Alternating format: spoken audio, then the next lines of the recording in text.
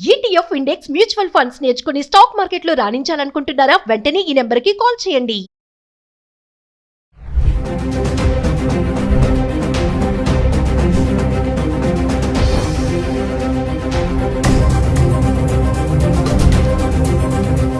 Hello viewers, welcome back to Suman TV. ప్రస్తుతం మనతో పాటు ఉన్నారు the great grand son freedom fighter Kanneganti Hanumantha Rao garu, PhD in American studies. అమెరికాలో ఉన్నటువంటి 18 యూనివర్సిటీస్లో ఎక్స్పర్టీస్, అంతేకాకుండా centre for human security studies founder and executive director Kanneganti Ramesh Babu garu ఉన్నారు. సార్తో మాట్లాడదాం. నమస్తే సార్. సార్, విజిటింగ్ వీసా పైన వెళ్ళే పేరెంట్స్కి ఒకసారి తీసుకోవాల్సిన జాగ్రత్తలు అంటే, ఇంటర్వ్యూలో వాళ్ళని ఎలాంటి క్వశ్చన్స్ అడుగుతారు? మరి చాలామంది అంటున్నారు ఇంగ్లీష్లోనే ఉంటుంది అనేసి కమ్యూనికేషన్. మరి అందరికీ ఇంగ్లీష్ రాదు కదా, విలేజెస్లో ఉన్న వాళ్ళ పేరెంట్స్ సంగతి ఏంటి? ఒక్కసారి దాని గురించి మాట్లాడుకుంటాం. అమెరికాలో ఒక మోర్ దాన్ 5.5 మిలియన్స్ అంటే ఒక 55 లక్షల మంది భారతీయులు ఉన్నారు. More than 5.5 millions. 1 మిలియన్ అంటే 10 lakhs, 10 లక్షలు. 55 లక్షల్లో మన ఆంధ్ర తెలంగాణ రాష్ట్రానికి సంబంధించిన వాళ్ళు సగము అని కొద్దిగా పైగా ఉన్న ఆశ్చర్యపోవద్దు. సో ఇలాంటి తరుణంలో ఆంధ్ర తెలంగాణ రాష్ట్రాల నుంచి ఎంతోమంది ఉన్నత విద్యను అభ్యసించి H1B వీసాలు కానీ, టూరిస్ట్ వీసాలు కానీ, విజిటింగ్ వీసాలు B1 B2 కానీ ఇలాంటి తీసుకొని అమెరికా వెళ్తూ ఉంటారు.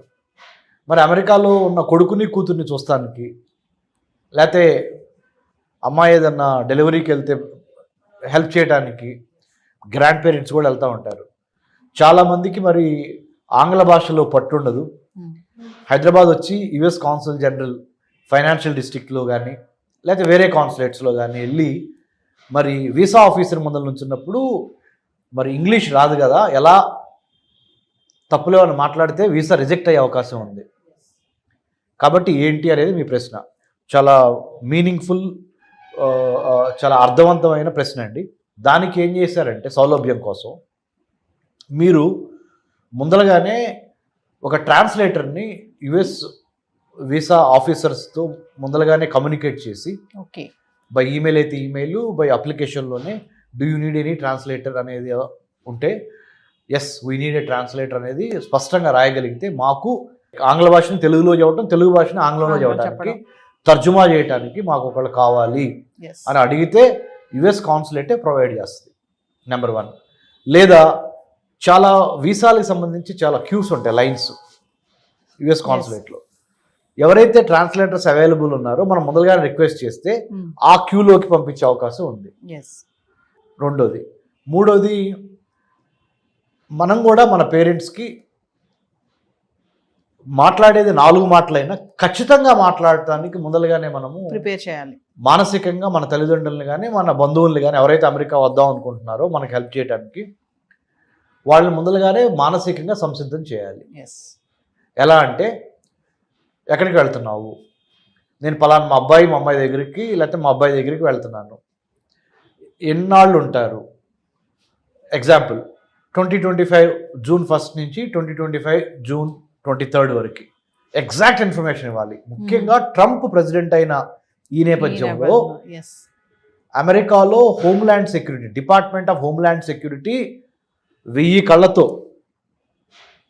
ఎక్కువ మందికి వీసాలు ఇద్దాము అని చూస్తాం పోయి ఎంతమందికి వీసాలు తిరస్కరిద్దాము అనే ఒక యాటిట్యూడ్ ఉన్న ఈ రోజుల్లో, అంటే ఇప్పుడు ప్రస్తుతానికి ఉన్న పరిస్థితులు మారతాయి, కానీ ప్రస్తుతానికి ఉన్న పరిస్థితుల్లో ఖచ్చితంగా నిజాయితీగా, నిబ్బరంగా, ధైర్యంగా సమాధానం చెప్పటం రావాలి.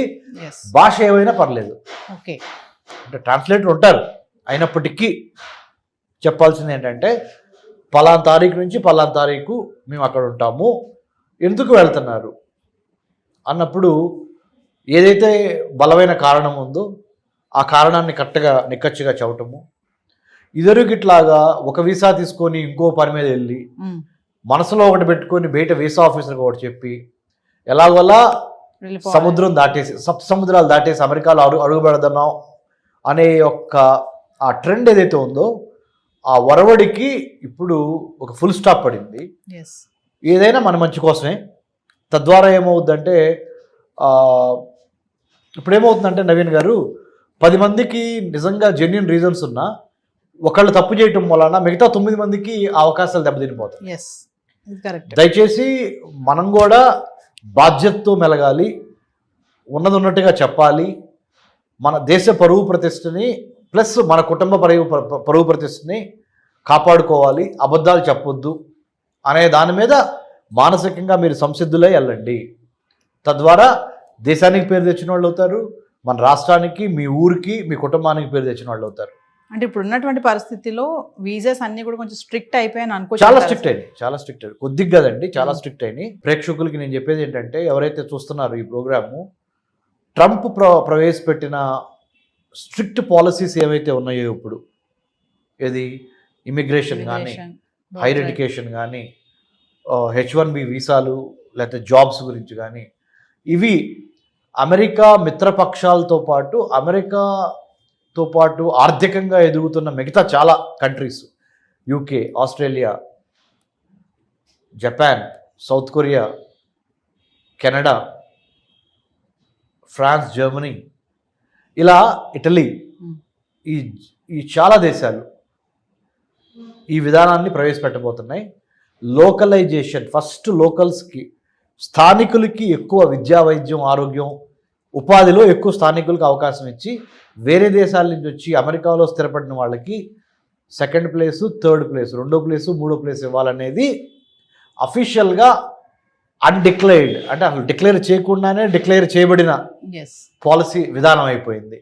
కాబట్టి ఉన్నంతలో సాధ్యమైనంత వరకు నీతి నిజాయితీగా సమాధానాలు చెప్పి, తెలుగులో అయినా ఇంగ్లీష్లో అయినా, భాష ఏదైనా, మీరు ఇచ్చే ఇన్ఫర్మేషన్, సమాచారము ఖచ్చితంగా కాన్ఫిడెంట్గా పొలైట్గా ఇవ్వండి.